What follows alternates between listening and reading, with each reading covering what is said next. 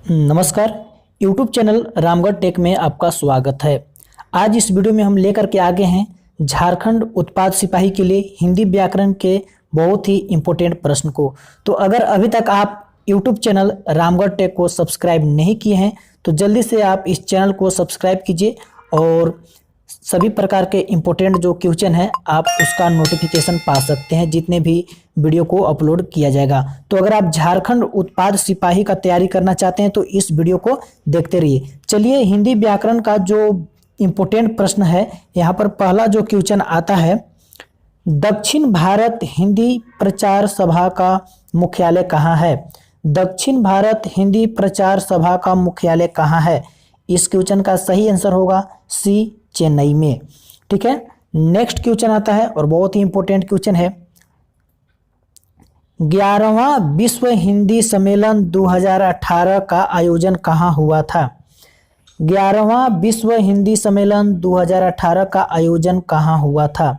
Option है Nagpur, Mauritius, London, New York. इस question का जो सही आंसर होगा ऑप्शन बी होगा मॉरिशस। 11वां विश्व हिंदी सम्मेलन 2018 का आयोजन कहाँ हुआ था? तो मॉरिशस में हुआ था और ये बहुत ही इंपॉर्टेंट क्वेश्चन है। नेक्स्ट क्वेश्चन आता है, किस रस को रसराज कहा जाता है? किस रस को रसराज कहा जाता है? ऑप्शन है श्रृंगार रस, हास्य रस, वीर रस, शांत रस। इस क्वेश्चन का जो सही आंसर होगा ये होगा श्रृंगार रस। ठीक है, तो किस रस को रसराज कहा जाता है?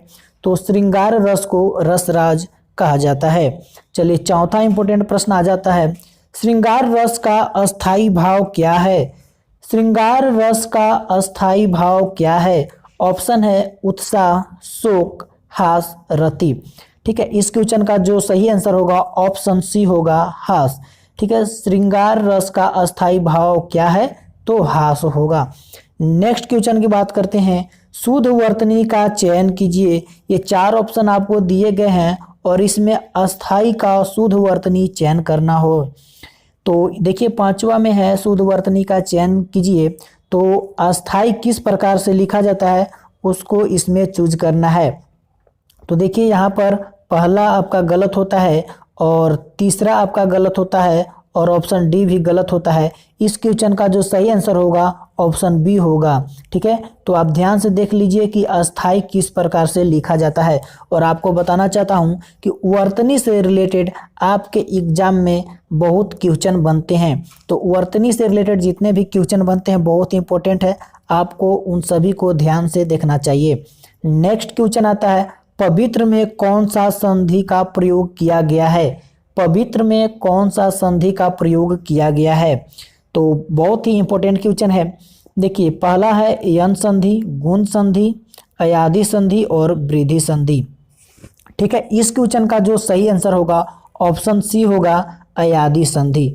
ठीक है, तो पवित्र में कौन सा संधि का प्रयोग किया गया है? तो ऑप्शन सी अयादि संधि। चलिए नेक्स्ट क्वेश्चन की बात करते हैं, शुद्ध वर्तनी का चयन कीजिए। ठीक है, देखिए यहाँ पे दूसरा इंपॉर्टेंट क्वेश्चन आ गया, शुद्ध वर्तनी का चयन कीजिए।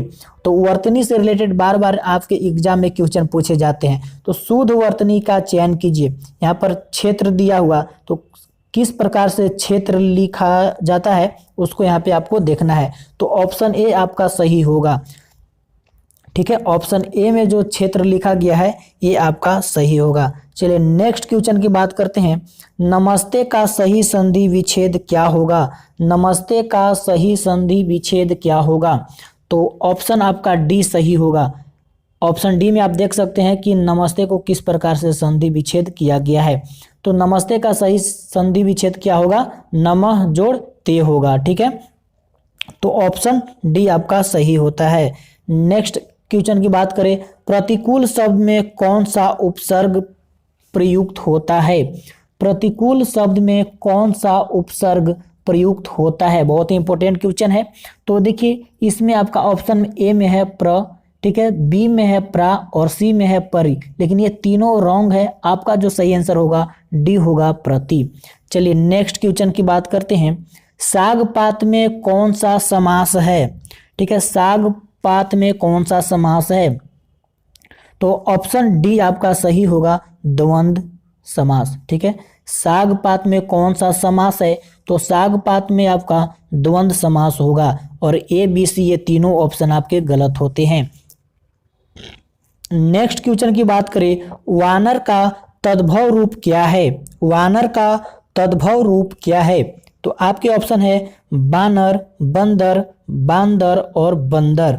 तो इस क्वेश्चन का जो सही आंसर होगा आपका बी होगा, ठीक है, बंदर। तो वानर का तद्भव रूप क्या है? बंदर। तो बहुत ही इंपॉर्टेंट क्वेश्चन ये भी बन जाता है आप सभी के लिए। नेक्स्ट क्वेश्चन आता है, निम्नलिखित में भाववाचक संज्ञा कौन सी है?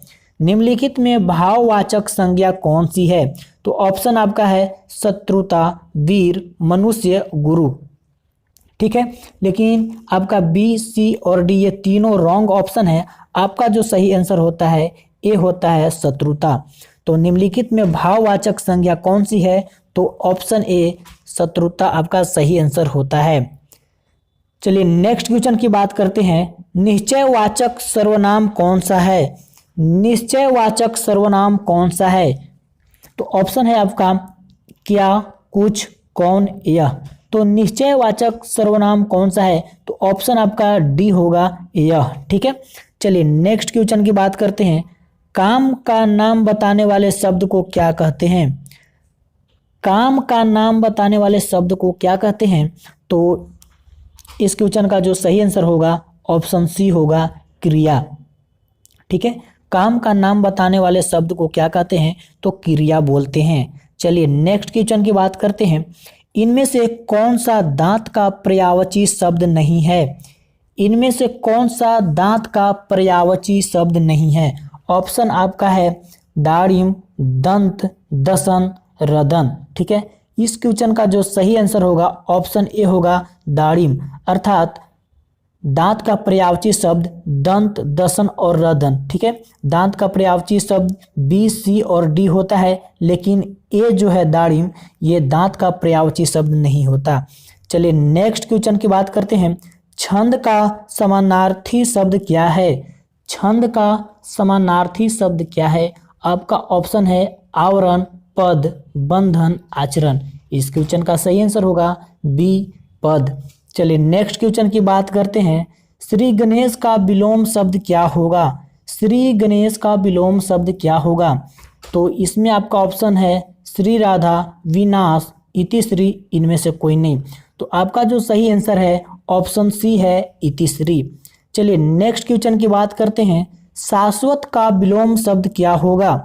शाश्वत का विलोम शब्द क्या होगा? ऑप्शन आपका है सदैव, अनश्वर, नश्वर और रहस्यमय, ठीक है। तो इस क्वेश्चन का जो सही आंसर आपका हुआ ऑप्शन सी हुआ नश्वर। तो शाश्वत का विलोम शब्द क्या होगा? तो आपका नश्वर ये सही आंसर होगा, अर्थात ऑप्शन सी, इस क्वेश्चन का ऑप्शन सी सही होता है। चलिए नेक्स्ट क्वेश्चन की बात करते हैं, वह वस्तु जो नाशवान हो उसे क्या कहते हैं? वह वस्तु जो नाशवान हो उसे क्या कहते हैं? तो इस क्वेश्चन का सही आंसर होगा ए, नश्वर, ठीक है। वह वस्तु जो नाशवान हो उसे क्या कहते हैं? तो नश्वर कहते हैं। बहुत ही इंपॉर्टेंट क्वेश्चन ये है, इससे दो इंपॉर्टेंट क्वेश्चन आपके बन गए। नेक्स्ट और लास्ट जो क्वेश्चन है, समुद्र मंथन करना मुहावरे का अर्थ क्या होगा? समुद्र मंथन करना मुहावरे का अर्थ क्या होगा? तो ऑप्शन जो आपका सही होगा कठोर परिश्रम करना, ठीक है। समुद्र मंथन करना मुहावरे का अर्थ क्या होगा? तो कठोर परिश्रम करना ये आपका सही आंसर होगा, अर्थात इस क्वेश्चन का सही आंसर डी होगा, कठोर परिश्रम करना। तो अगर आप उत्पाद सिपाही की तैयारी कर रहे हैं तो आप इस चैनल को सब्सक्राइब कीजिए ताकि इसी प्रकार का वीडियो आपको हमेशा देखने को मिले। फिर मिलते हैं अगले वीडियो में, तब तक के लिए दीजिए इजाज़त, नमस्कार।